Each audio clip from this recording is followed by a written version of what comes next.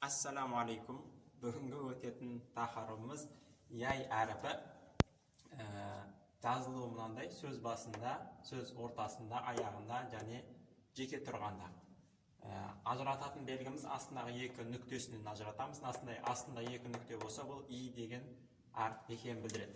Атау яй білдіретін дыбысы и деген дыбысты білдіреді қазақша.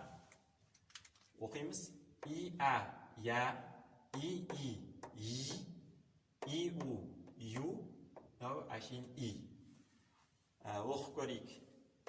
И, әй, и, у, әй, му, и, у, зәй, ту.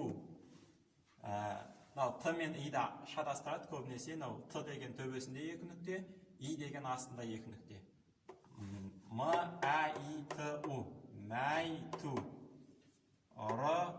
Р-а-и-у, ро-ю, ром-ю. Я-мән, мәр-ям, мәй-зәр, мәй-мән, әй-мән, әм-рой-ни. Мына жерде и бар. Әм-рой-ни, зәй-тәй-ни, зәй-тәй-ни, әй-мәй-ни, әй-мәй-ни, мәй-тәй-ни, мәй-тәй-ни. Енді осыны кітаптан оқып көрейік. Я, и, ю, и.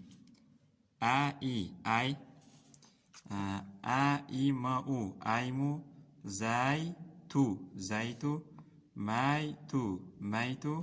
Ро-ю, рою. Ром-ю, ромю. Я-мән, ямән. Мәр-ям, мәрьям.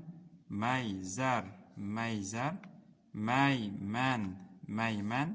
Әй-мән, әймән. Әм-рой-ни, әм-ройни. Зәй-тәй-ни, зәйтәйни. Әй-мәй-ни, әймәйни. Мәй-тәй-ни, мәй-тәй-ни. Ва ахиру дәъвана алхамдулиллахи раббил аламин.